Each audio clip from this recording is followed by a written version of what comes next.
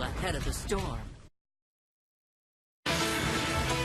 Right now on Denver7 News at 6:30, district-wide changes in light of tragedy. Today, thousands of students in Douglas County head back to school with a focus on safety. More school resource officers and additional mental health support. 2 changes students will see in Douglas County schools this year. We're live in Highlands Ranch. Plus, in Colorado, we know Mother Nature can have a mind of her own. As we deal with severe weather and monsoon season, we have ways to save money on home insurance while still protecting yourself from disaster. It's not going to be quite as hot as yesterday, but we are still in the 90s, low 90s today, but a pretty big cool down tomorrow, and we're talking more rain in spots tomorrow. Details coming up. And this might be the most talented animal you see all week long.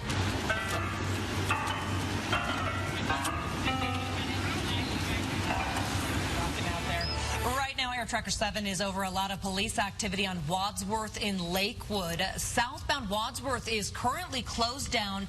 This is between 20th and Colfax.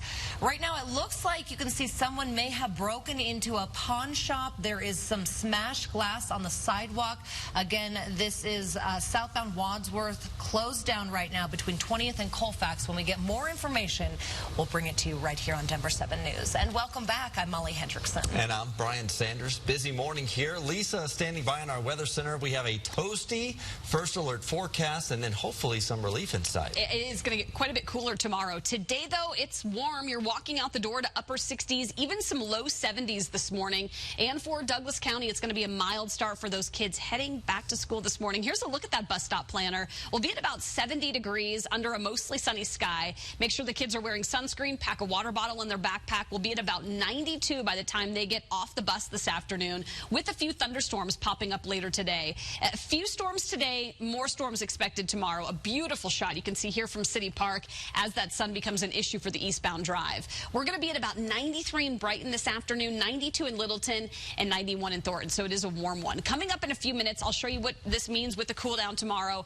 and where we're going to see some heavier rain showers on Thursday afternoon. Eric? Still seeing some issues up on the north side of town because of that accident that's off freeway, but still causing problems. It's going to be on 74th, just west of I-76, but you can see we got red and yellow on that westbound drive approaching I-25 this morning on I-76.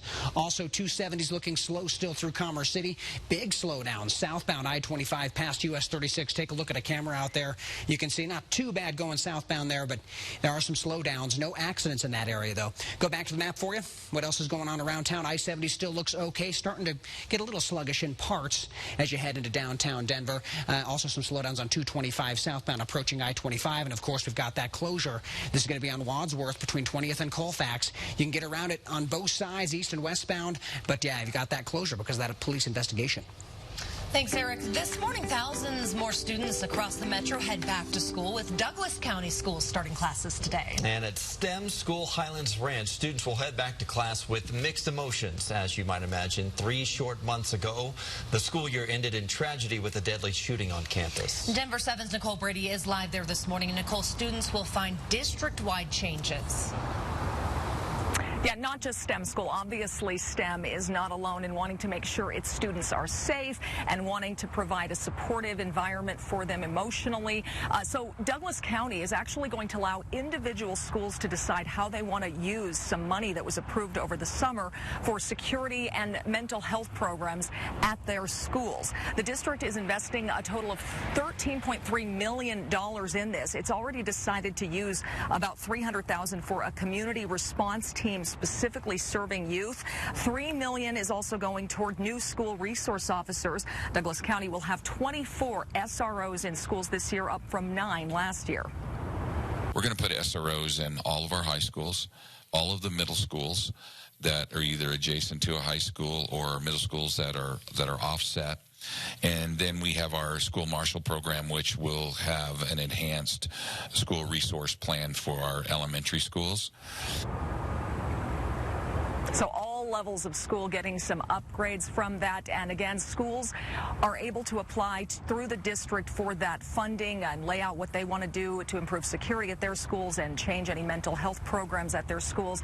I'll say on a personal note, my kids go to an elementary school in Douglas County, and they do a great job of letting us know if there's ever an issue. And certainly, I have to say, they do an excellent job of making sure the kids just have fun and learn without even knowing how much is being done behind the scenes to protect them. We're live in Highlands Ranch this morning. Nicole Brady, Denver7. Little pieces of reassurance go a long way. That's what it's all about, creating that safe learning environment. All right, thanks, Nicole. Today marks 15 years since Colorado adopted its school safety hotline, Safe to Tell. That service is available for students to anonymously report threats in their communities, and some of those tips have prevented potential tragedies. Today, the program will deliver materials to every school in Colorado, including information on how to submit a tip to Safe to Tell.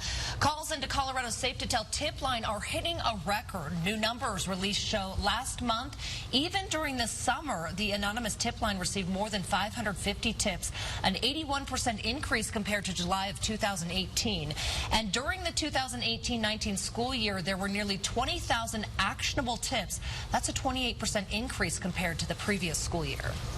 So Douglas County schools are the second area district to be back in session this year following Aurora yesterday. And Denver7 will continue our back-to-school coverage over the next few weeks when several other districts head back. Our coverage continues tomorrow with a look at rideshare apps for kids to help busy parents get their kids to school. And then on Friday, some students in the Adams 14 school district head back to class. We expect to see a lot of changes there this year, with the district being the first in the state to be turned over to outside management because of poor performance. We'll talk to that management team to learn what parents and students can expect this year. And then on Monday, we're talking all things full-day kindergarten. If you have a question for us about that transition, you can always email us at contact7@thedenverchannel.com. So right now, the search continues across the South Metro for these three men. You can see here on the left side of your screen, they're wanted in connection to a shooting outside of a King Soopers in Castle Rock. We brought this story to you as breaking news last night on Denver7 News at 10. Denver7's Liz Gilardi is live outside of that store this morning. And Liz, a very quiet community there. We don't talk about crime too much in Castle Rock. No, we certainly do not, and police are continuing to search for those suspects, but they are telling the community they don't believe there's a threat to them at this point, so we want to make sure to let people know that. But they're looking for these three suspects after a shooting yesterday evening at this King Soopers gas station. Definitely a busy spot, and it happened just before 7 o'clock, so you'd have to imagine there were a lot of people out at the grocery store, maybe getting gas at the time. Police are looking for those three suspects after a 25-year-old man was shot here. It happened just before 7 o'clock last night, and that's when police responded to this gas station. It's off of Ridge Road in Castle Rock, if you're familiar with the area. That man is in the hospital in serious condition, and investigators believe there was some sort of altercation that led up to the shooting, but not exactly sure what it was about at this time. They're still investigating that. They do believe that the suspects took off in an early 2000s model SUV. It's maroon colored. It was possibly a Chevy Suburban or something similar, so they're telling people to keep an eye out for that. Police are not releasing the victim's name as of right now, but again, they are looking for those three suspects and asking for help. Reporting live in Castle Rock this morning, Liz Gilardi, Denver7. Hopefully they are caught. All right, thanks, Liz. The city of Denver is looking at whether to allow more tiny home communities, but don't go out and buy one yet. If approved, the tiny home communities would still just be temporary and just for the homeless or people in danger of being homeless. Under the zoning changes being considered, tiny home communities would still be temporary. They'd only be allowed to stay in one place a maximum of 4 years, and after 4 years, they'd have to move away from that spot for at least 4 years. The tiny home communities would be limited to 30 sleeping units, and owners would have to have community meetings before getting a permit. The proposal goes before Denver's planning board today. City Council could vote on the changes in October. Hoping to cut down the waste you create while shopping, the town of Frisco is weighing a plan to charge a fee for disposable bags. The cost, 10 cents for each one. The Summit Daily there reports the measure will be introduced at a town council meeting this month. If it's approved, it would take effect next year. The Alzheimer's Association in Colorado is spending $500,000 to fund 3 research projects. One will study microbiomes and your gut bacteria. Looking at what are some of the potential sex differences between men and women and how they process microbiome. So a second study will look at Kebra protein. It's a protein associated with memory. It's often low in Alzheimer's patients. And a third study will create a 3D model of the human brain to help with further research. Whoa there. Horseback riders have a new, easier way to cross the road at one trail in the Fort Collins area. See, this now it makes sense. The whoa there. The city says it worked with Larimer County to install an equestrian button at a crossing along the Pooter Trail. That means riders can now reach the signal and activate the flashing lights without having to dismount and continue on their ride. Whoa, Nelly. Whoa there. Well, if you've noticed delays getting into Rocky Mountain National Park, get ready for even worse traffic headaches today. Crews have been resurfacing Bear Lake Road for about a week, but as work hits a new phase, the National Park Service is warning visitors to expect major delays today and tomorrow. If you're hoping to explore the park, we're told the best bet is to get there before 9 a.m. or after 6 p.m. So in Colorado, we know how iconic and delicious Little Man ice cream is. Now the rest of the country is getting a taste of how good it is as well. USA Today named Little Man Ice Cream the best ice cream shop in Colorado. Now, of course, it's known for its milk can design in the Lower Highlands neighborhood of Denver, and they also have the ice cream factory near Sloan's Lake, along with 4 locations in Union Station, Stapleton, City Park, and Fort Collins. They all have their own kind of like theme to the store there, and a good ice cream day today. It's a great one. We're going to be in the 90s this afternoon. Every day is good for ice cream. In fact, I posed the question on my Facebook page because I'm trying to cram as many ice cream shops in this last week of summer break with the kids. And a lot of people love Sweet Action down here on South Broadway. Little Man obviously came up on the list. And then also Rocket Ice Cream out in Lowry. That was another good one. A Sweet Cow. There's so many good ones. 90s now. We're getting an update, and we're going to have more on this from Air Tracker 7, Eric, coming up with what may be a break-in. It looks like they're at a pawn shop.